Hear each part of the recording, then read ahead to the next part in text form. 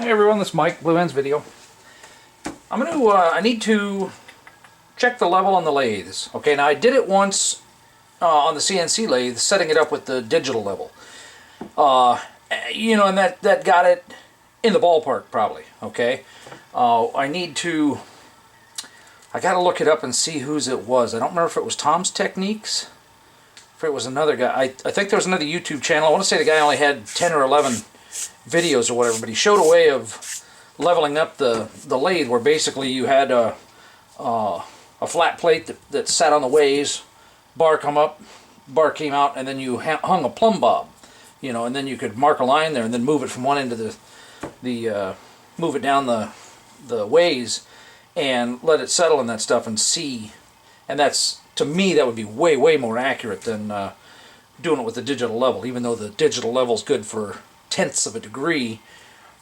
I think this will be even more accurate. So this is what I'm starting with. I started playing around with a 3/8 inch plate, did some face milling, and then used my belt sander and basically just sanded it a bit smooth because the face milling didn't come out great. Doesn't really matter, because what I'm going to do is I'm going to take two sections of the angle here and mount them like that, so I don't have to worry about warps and everything like that on the plate being able to settle on the whole thing. These will be sitting on here kind of like feet, and what I'll do is I will sand down, and I'm thinking on the granite plate. I've got it pictured in my head how to do it. Whether or not it's kosher or not, I don't know. We'll see. But then I can basically get the two of them perfectly flat together, and then it'll sit across the ways. The ways will run this way. So hopefully it'll work. These bars here, basically, I'm just going to cut off the ends. These are out of recliners that I've taken apart. They don't have to be straight or anything like that. I will cut off the ends here where they've been dimpled from set screws and stuff like that. And I'll put two of those together to get it nice and tall, and then I'll use another piece to hang out. Basically, setting up what looks like the game of Hangman. Well, not pretty. I got the height. I welded the two together, ground them down a bit, put it on the up on the lathe to see height-wise, and I needed to cut it right there. And then I thought, heck, that leaves me more than enough for my overhang. So I'm just going to go ahead and I got a huge gap there. I'm going to see if I can't tack it, TIG it. Somehow, weld it into that position, and then that'll be the upright, and then I just got to weld it to the plate. Well, I'm trying to get into the inside corner there. Fairly big gap. I'm trying to hold it there, and I propped it up like this. Well, then it was kind of just a little serendipitous event that I happened to have one of those tiny little neodymium magnets up there, and it caught it, and it just kind of held it there. So it put it at the perfect angle for me so I can weld it. So I got the plate, I've got it set in there. I've tack welded it. I don't need any more strength than that. I tack welded these pieces of angle iron on a V because I want to minimize the contact points. And so now when you put it down on a flat spot, it's not flat. So what I want to do is make it flat compared to the top. See if that helps. Let's check this first.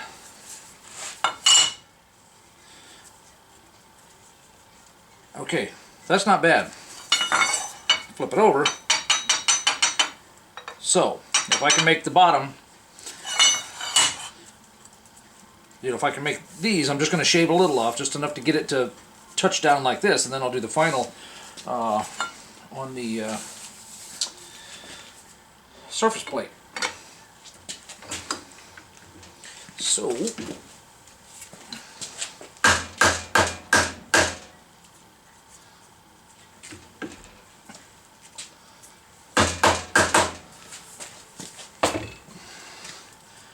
alright, let's raise this up a bit.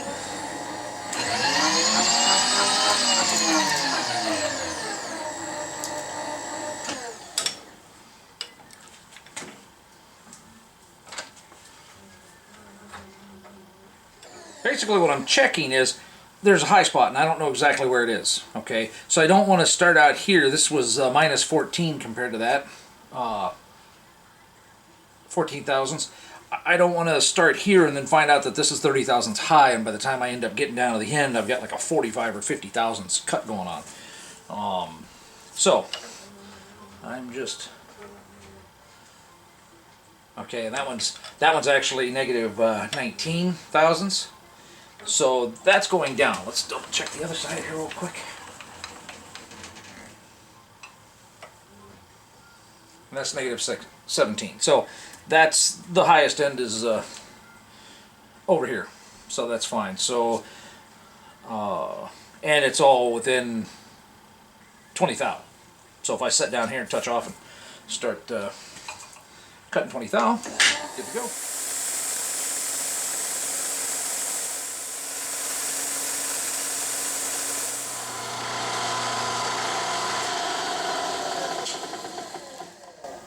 Cool, that was definitely the high spot there.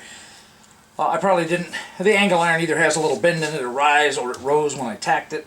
The point of the air isn't so much for cooling. I'm not really worried about that. What I'm doing is I'm basically blowing the chips back that way so they're not all over out here.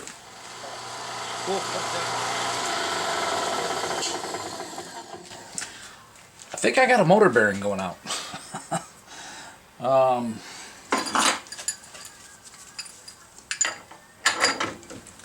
That'll be a real good excuse to get a three-phase motor and a VFD. Okay, let's see. So they're flat all the way. Anyway, there it's flat on this side, and that's why I referenced it on the things there. And I had a bad wobble before. I got a little bit of wobble now. Certainly not near like I had. Well, we'll see whether this is kosher or not. Not exactly sure. Basically, this is my brand new granite plate. I don't know anything about having a granite plate, other than the fact that it's really nice and flat.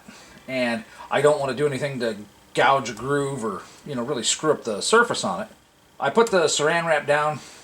I do have cleaner for it. I don't know what the heck got on it already. I had it covered with cardboard. Anyway, I've got a piece of 100 grit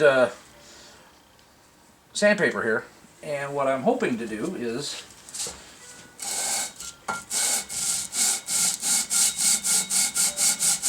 get these down nice and smooth and flat. So by doing the crosshatch pattern, I can see the marks left by the sandpaper. And right over here, basically, I'm still seeing mostly milling machine marks. This side's smaller and easier to cut, so you know they're going away faster there. So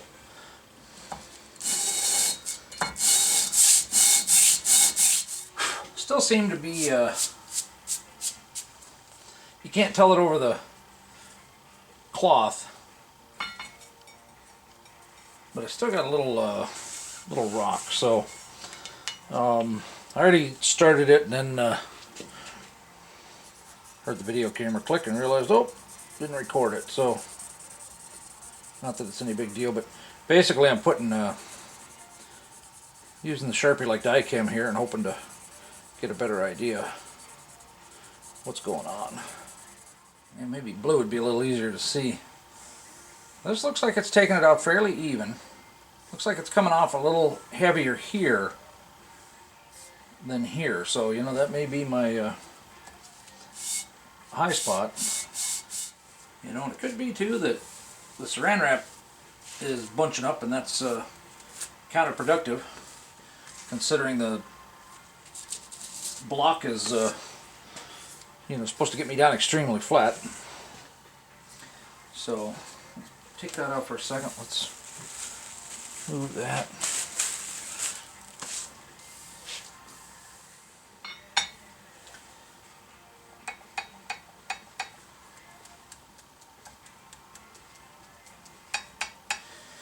All right, it's tinging there, which means that side is short. It's not hitting the granite plate. So it could be high on these three But that one tings a little bit too, which almost makes me think it's more high in the center there. That one doesn't ting, and that one doesn't ting. You know, so they're both flat on it.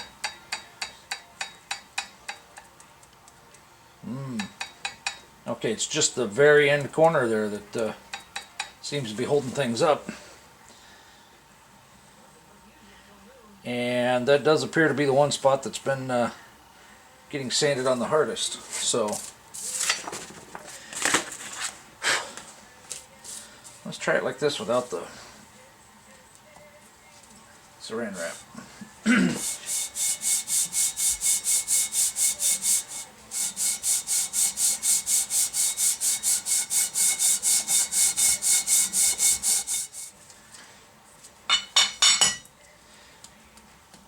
Now it doesn't ting in any direction here. All that could basically tell me is that there was a bow one way or the other that's pretty even. I'd have to put it on the sandpaper and do the same Sharpie thing.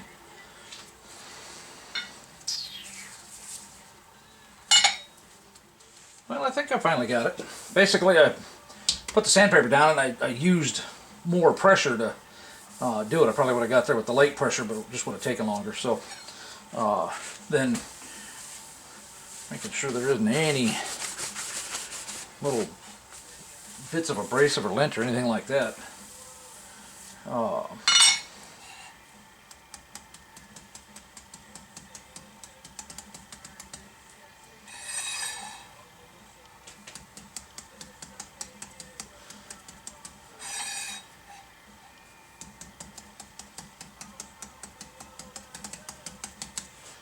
Well, I'm thinking that's kind of close enough.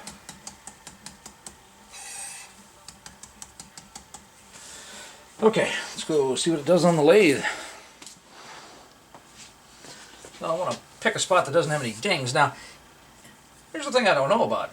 That rides on these ways, you know, on the angles, not on the top. And I don't know exactly how precision this top is. You can tell it looks like it was Blanchard ground. I mean, it looks like it's got this big, huge arc. No clue.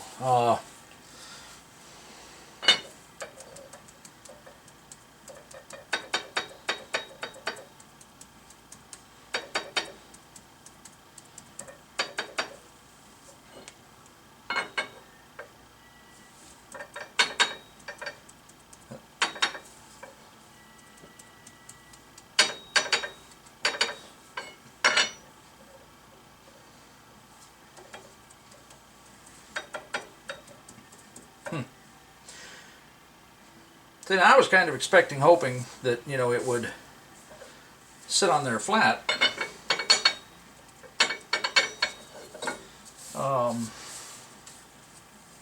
Trying to make sure I'm avoiding any nicks and stuff like that.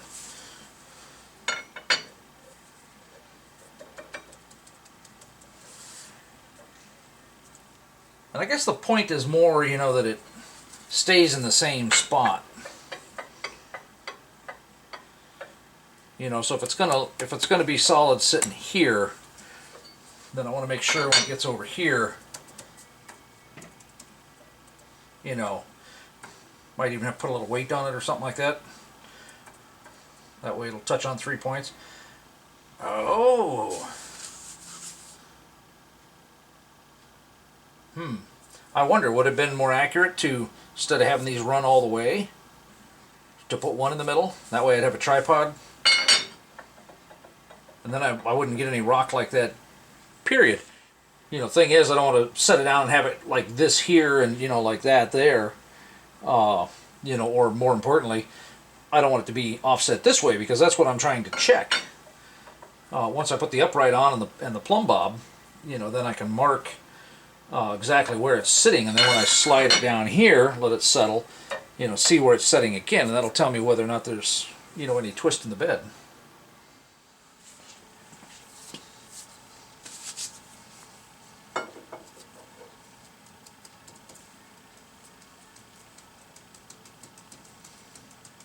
Oh, that's much nicer.